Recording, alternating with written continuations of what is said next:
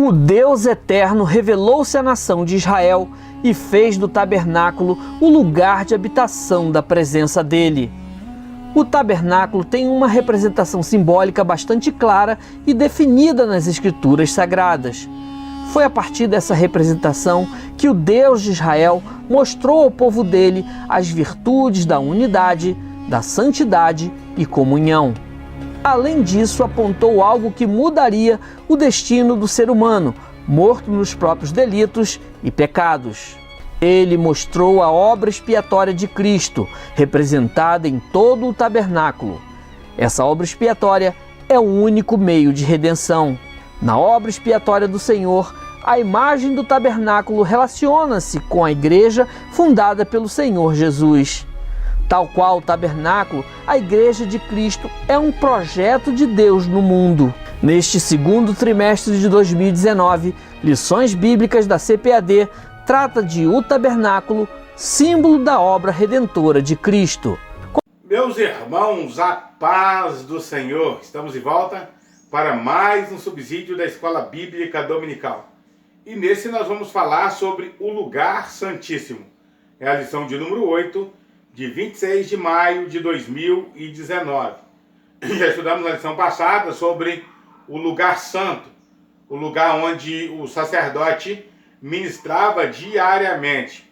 Lugar este onde estava 3 mobílias, né? O altar do incenso, a mesa dos pães da proposição e também o castiçal, né, de ouro, com as suas respectivas representações, como nós falamos na lição passada.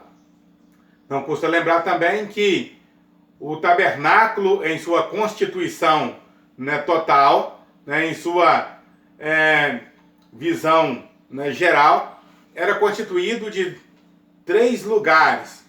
O primeiro, chamado de pátio ou átrio, onde estava o altar do holocausto e a pia de bronze, ou lavatório, onde o sacerdote fazia sua purificação antes de entrar no lugar santo. Esse pátio era cercado por madeira de acácia revestida de bronze, né, com os capitéis, né, que era uma espécie de cobertura em cada coluna, para que a água não penetrasse nas colunas, e firmado através de cordas, né, que eram afixadas ao chão. Né, para entrar nesse pátio, o israelita tinha que passar por uma única porta, que também representava o Senhor Jesus Cristo, que veio a dizer no Evangelho de João: eu sou a porta, aquele que passar por mim entrará e sairá e achará pastagens. Né, depois de passar pela porta, né, encontrar ali o altar do holocausto, a pia de bronze, o sacerdote, ele passava então pelo primeiro véu para adentrar ao lugar santo, onde estavam essas mobílias que nós já acabamos de falar e que tratamos também na lição passada. Depois, né, desse espaço chamado lugar santo, onde o sacerdote ministrava diariamente em favor do povo de Israel, agora encontra-se um segundo véu, um véu que era feito de linho branco, entretecido com fios azuis, né, púrpura e carmesim, e com figuras de querubins, né, bordado com figuras de querubins. Ali dentro, né, daquela repartição, né, chamado o lugar santíssimo, que é o tema da nossa lição, né, de hoje, ali encontrava-se a Arca da Aliança, ou a Arca do Concerto, né, que era coberto com a tampa chamado propiciatório, e sobre ela estava a imagem de 2 querubins, né, que estava ali de frente um para o outro, representando, é claro, a glória de Deus. É sobre isso que nós vamos falar ao longo, né, dessa lição. Eu gostaria de agradecer a você que já se inscreveu no nosso canal. Nosso muito obrigado. Que Deus abençoe você, que Deus abençoe a sua casa. Você que não se inscreveu, né, se inscreva. Ao se inscrever, ative o sininho, para que você possa receber as notificações de tudo que postarmos no nosso canal, para a glória de Deus. Também não deixe de colocar aí o seu joinha, o seu gostei, e também comentar os nossos assuntos. Isso é muito bom e nos ajuda para que o canal possa crescer cada vez mais para a glória do nome do Senhor nosso Deus. Depois dessas considerações, o nosso texto áureo está no livro de Hebreus, no capítulo 9, versículo 3, que diz: mas depois do segundo véu estava o tabernáculo, que se chama o Santo dos Santos.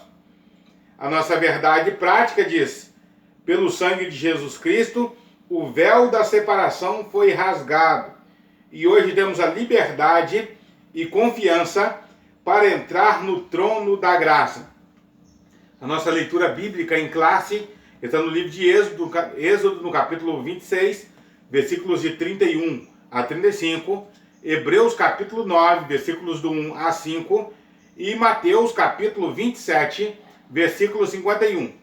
Nós não vamos ler para ganharmos tempo no nosso subsídio, mas eu quero encorajar você a fazer toda essa leitura na sua lição e acompanhar também na Bíblia, né? Ler todo o texto, desde o versículo 1 até o último versículo, né, de todos os livros citados aí, Êxodo 26, Hebreus capítulo 9 e Mateus capítulo 27, para que você possa entender, né, todo o contexto, né, de onde o comentador tirou a partícula para tecer o comentário, né, da semana.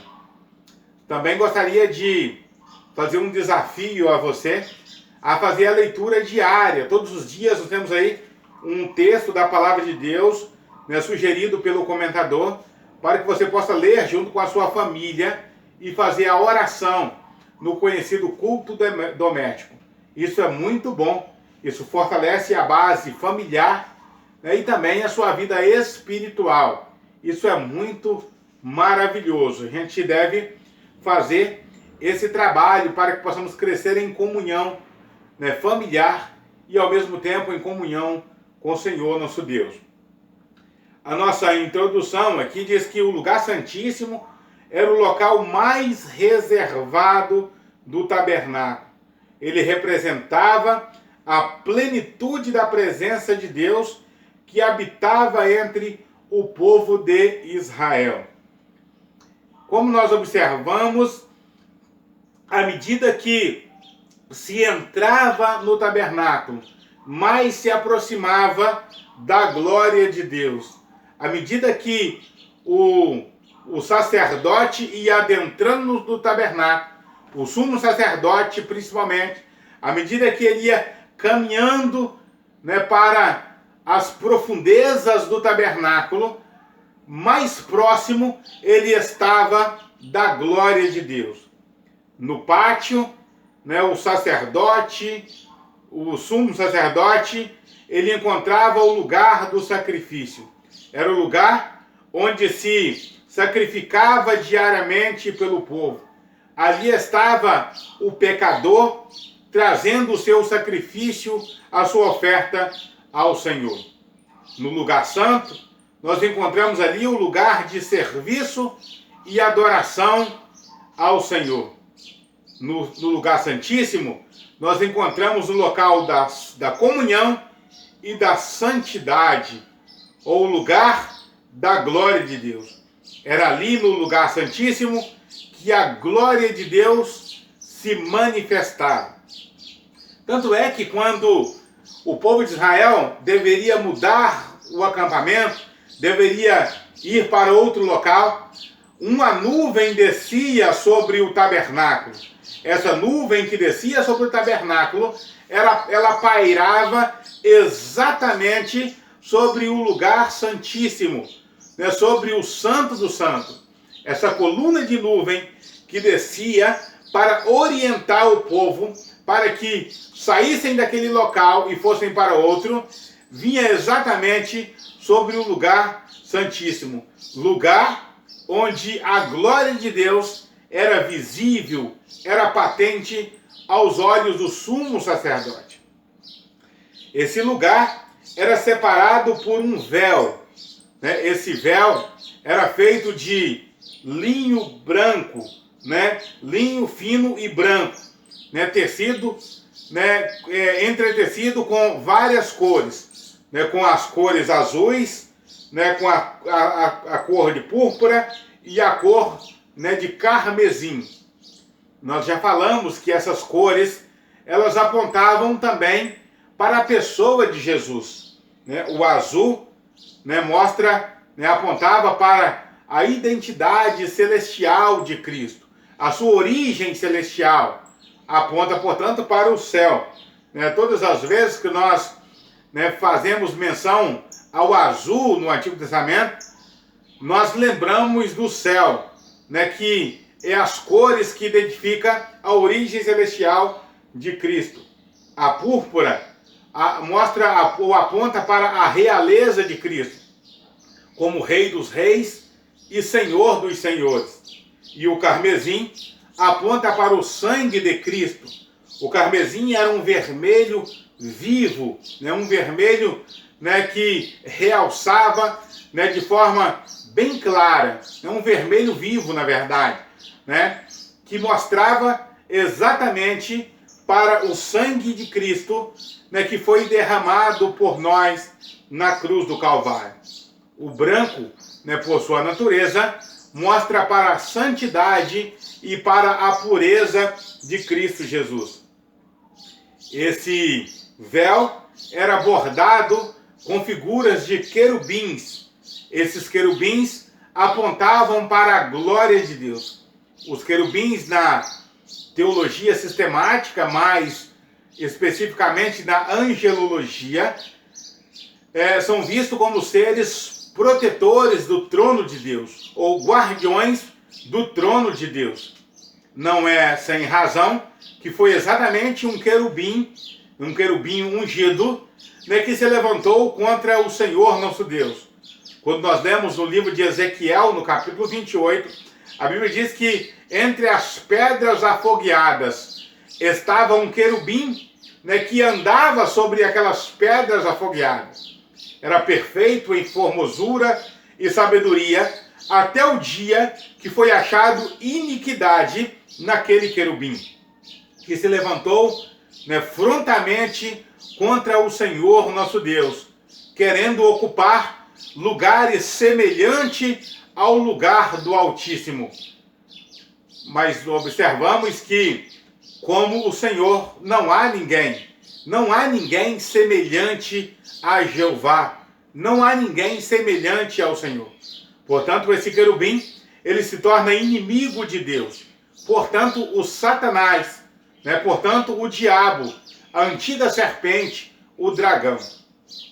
Mas não é só no livro de Ezequiel, no capítulo 28, que nós encontramos ali a figura de querubins. Nós encontramos a figura de querubins no livro de Ezequiel, no capítulo 1, né, na visão dos querubins.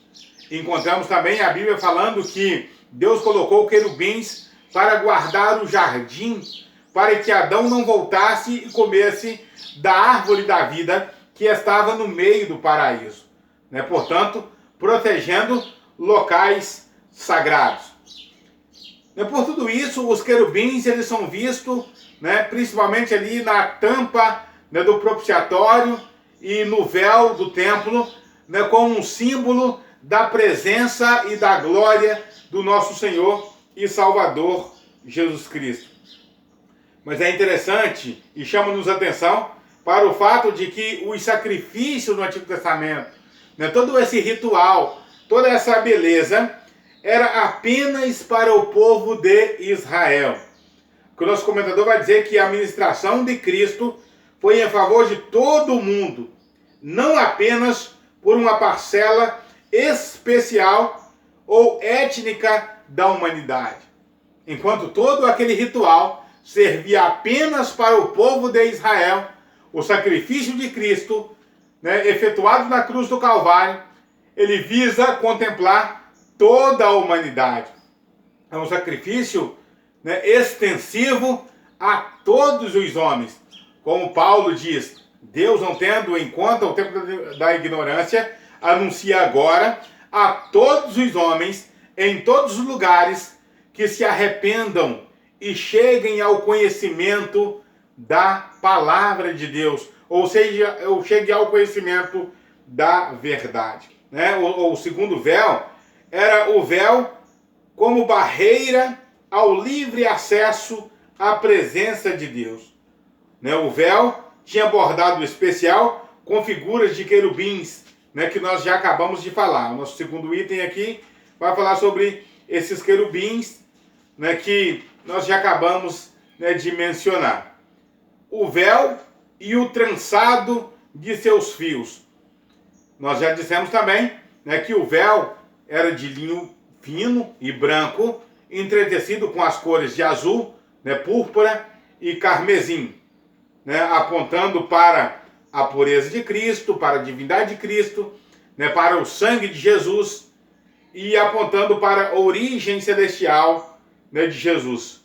Nós já falamos sobre o significado das cores, né, do tabernáculo em lições passadas.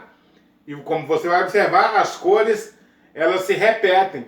Né? As cores, elas são basicamente as mesmas que aparecem lá na porta, né, do pátio, né, na porta do tabernáculo, aparece na porta, né, do primeiro véu, né, essas cores aparecem no primeiro véu, e aparece também no segundo véu.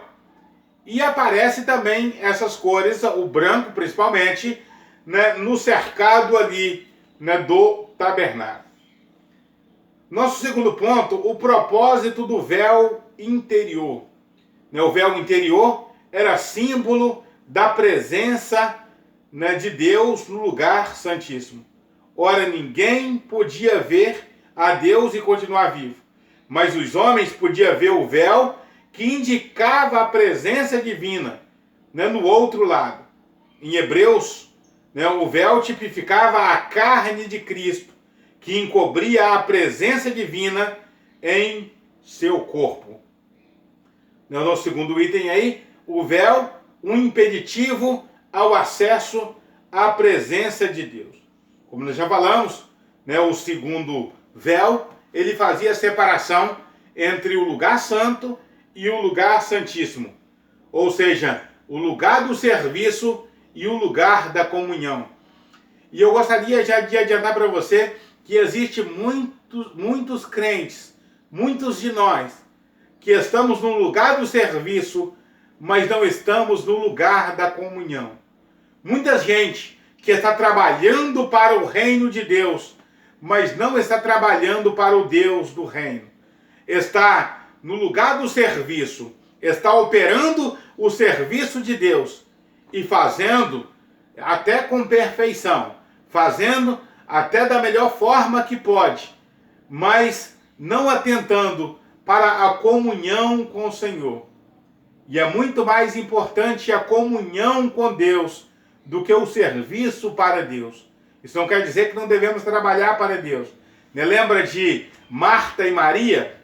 Marta trabalhava, enquanto Maria comungava. Marta estava ansiosa. Senhor, não me deixa, não observa que a minha irmã me deixa te servir só. O que Jesus disse para Marta? Marta, Marta, uma coisa só é necessária. E Maria escolheu a melhor parte.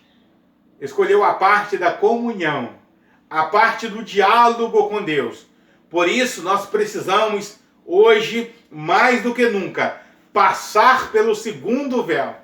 Não ficar apenas do lado de cá, mas adentrar o segundo véu, porque é ali que está a comunhão com Deus.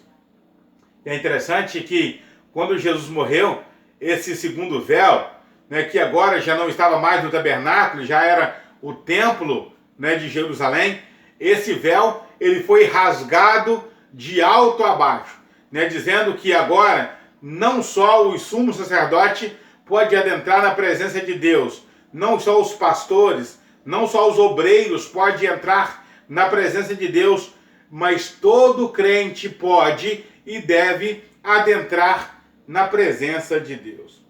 O véu tipificava o caminho para a presença de Deus. Então nós temos aí, né, 3 estágios, né? O símbolo da presença de Deus, a separação entre o serviço e a comunhão e o caminho para a plena presença de Deus. Qual é o caminho para a plena presença de Deus?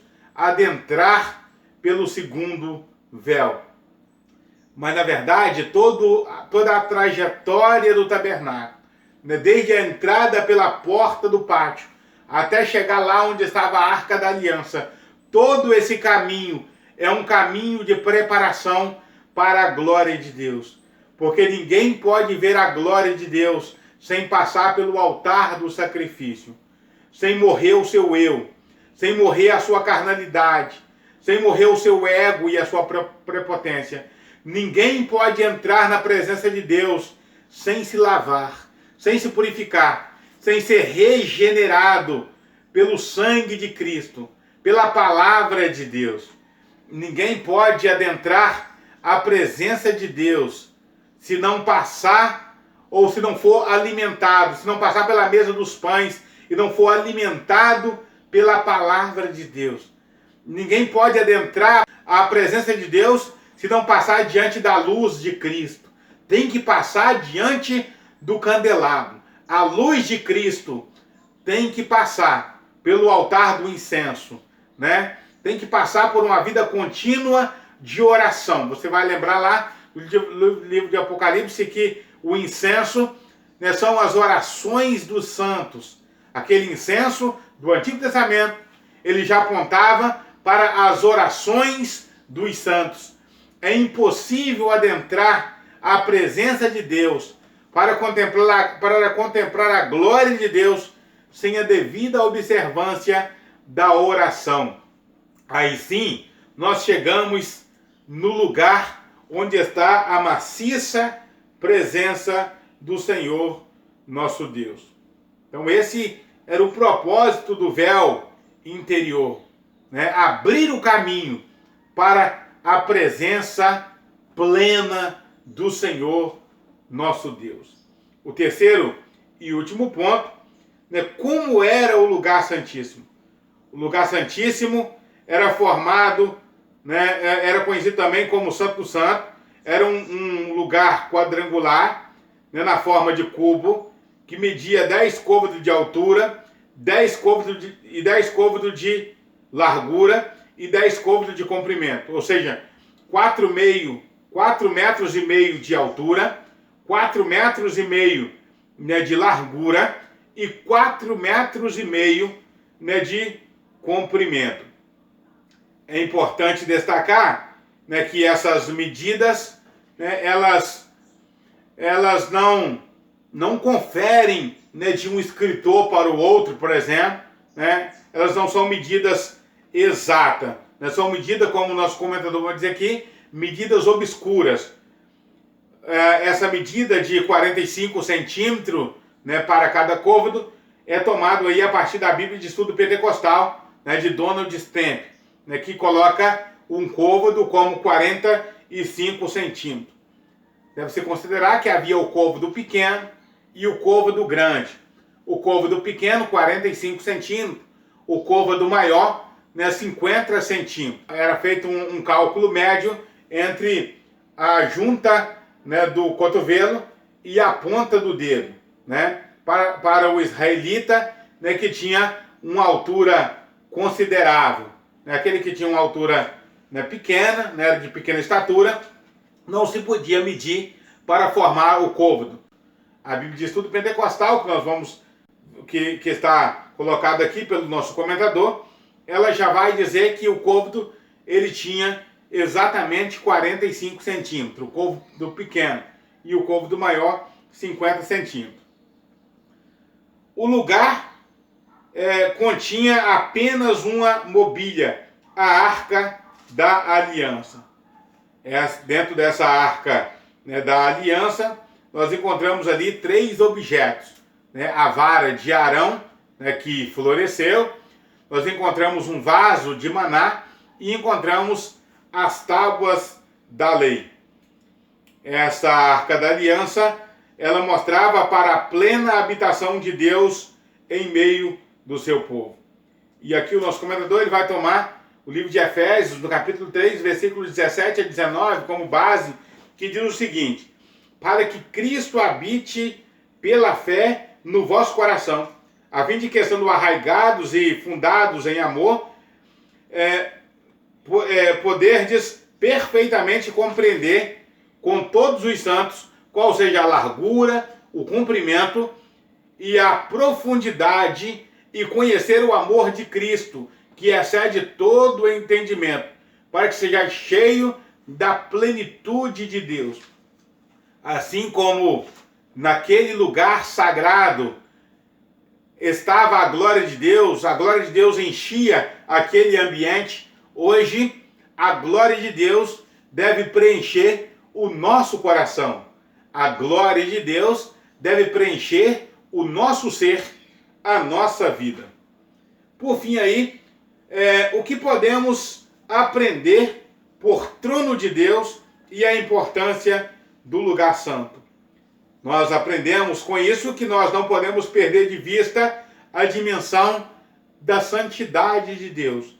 É o que nós aprendemos, com o trono de Deus e a importância desse lugar santo.